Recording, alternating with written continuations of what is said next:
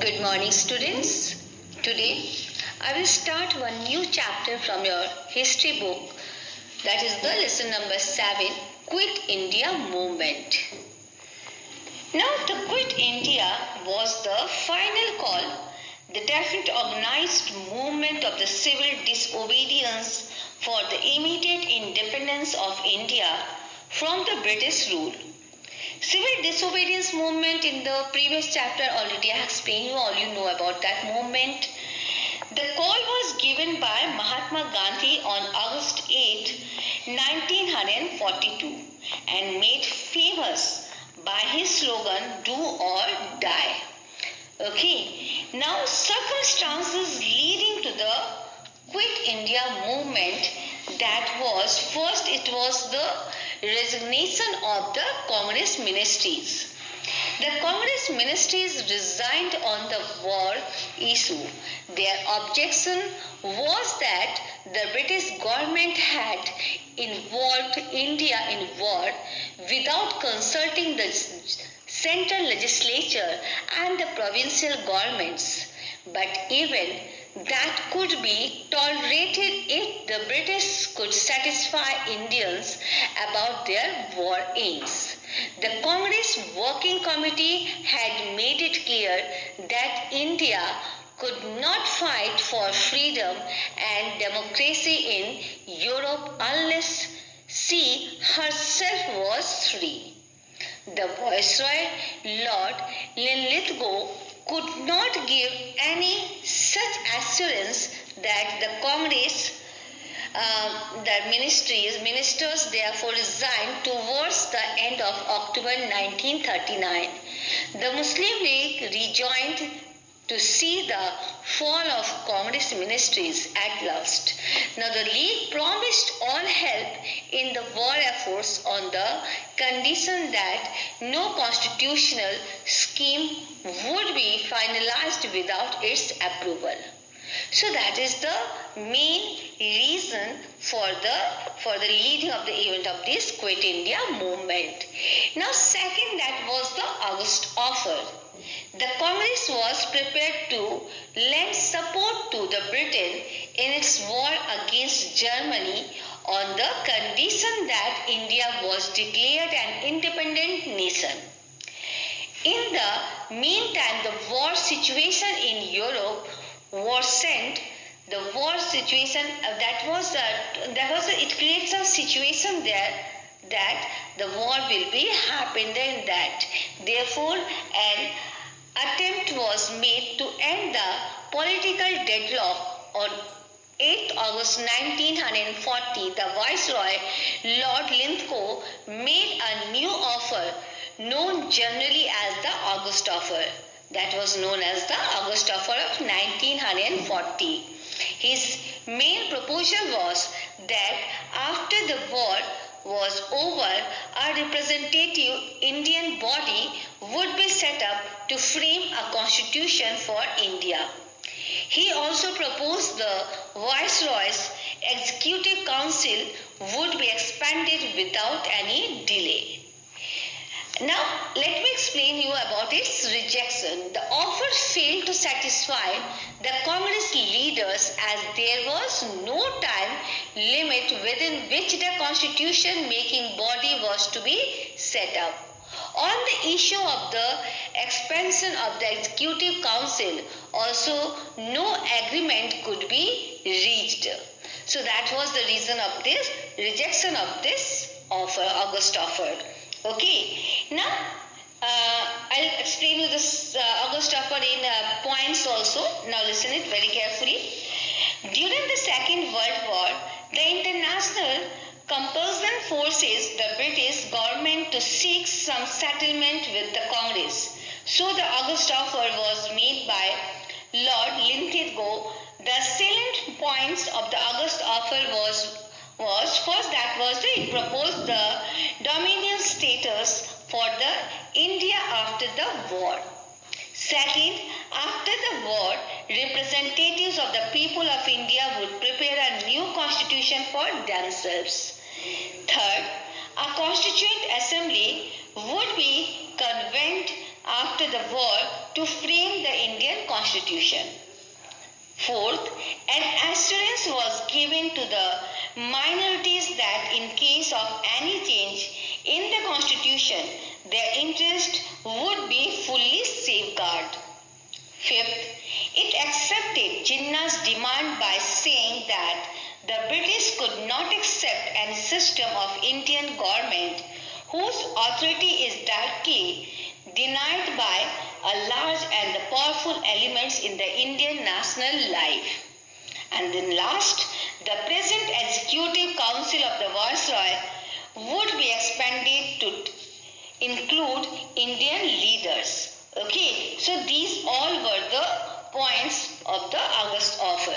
Okay, now next, that is the other individual, there was a satyagraha was there in 1940. That was also the reason of the leading of this Quit India movement. Okay, now let me explain you about the Cripps mission. Okay, and why did Sir Stafford Cripps come to India? Let me explain you first.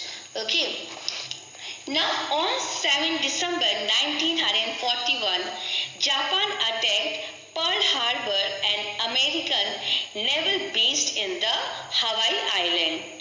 Japan's entry into the war on the side of the Germany was a cause of a great worry for the Britain, USA and China. They got all the more worried by the rapidly with which Japan overrun the Philippines and the Malaya. Now it is known as the Malaysia. They occupied Burma, that is known as the Myanmar, also, and then marched towards Assam. The war thus had come to the very border of India. All you know that if you will see the map of India, Malaysia, Myanmar, and these areas are just in the easternmost side of India. These are also very near to the Indian territory. Okay, the war thus had come to the very border of India. The efficient defense of India needed the fullest cooperation of the people of the country. The British Prime Minister, Mr. Churchill, was still not showing any eagerness to reach an agreement with Indian leaders. Then came the pressure of the President of USA. The result was that Sir Stafford Cripps, a member of the British War Cabinet, was sent to India to solve the Indian problem. Sir Cripps arrived at Delhi in March 1942. Now, let me explain you what were the proposals which were given by Sir Cripps. Okay. Now, these were, after the war, India would be given the same status as the other dominions. For instance, that is the Canada and Australia, they are getting from there. Okay, now next it was the immediately after the war, a constituent assembly would be set up. The princely states would be free to choose whether to join Indian Union or to stay out. Next, the British government would accept the constitution to frame subject to the condition that any province or any provinces which did not accept the new constitution could frame a constitution of their own. They singly or the together would be accorded the same status as the Indian Union had. And in last, until the new constitution was framed, the government desired effective participation of the Indian leaders in Viceroy's Executive Council. Only the defense of India would remain under the control of the British government. Okay. Now next, that was the rejection of the Cripps proposal. What were the proposals Cripps has given? that Indian government, they have refused that proposals, and these were the proposals seemed to satisfy both the Congress and the Muslim League. Sir Stafford Cripps declared that proposals meant absolute self-government for India. These provisions were meant to meet the demand of the Congress. The provision for staying out of the Indian Union represented a concession to the Muslim League. The Congress had the following objections to these proposals. Now let me explain what these objections what the Congress had made. Now that was first, the proposals could divide India into a number of independent states. Second, the people of the princely states had not been given the right to elect their representatives to the proposed constitution-making body. Their representatives were to be selected by the rulers. And thirdly, self-government or the dominant status was yet very far away. Meanwhile, the Governor-General was to continue with the full powers over matters like war and defense. In war times, defense covers almost the whole of the administration. Even then, the Congress leaders could have joined Viceroy's Executive Council provided they had assurance that the Viceroy would act as a constitutional head. No such assurance was forthcoming. This killed the Cripps offer. In utter disappointment, Gandhi proclaimed that the offer was a post-dated check.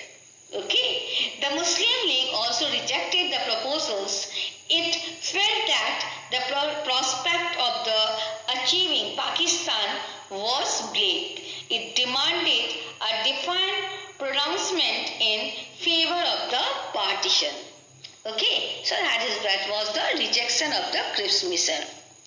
So for today up to this, tomorrow I will explain you the other part of this chapter. Thank you. God bless you all.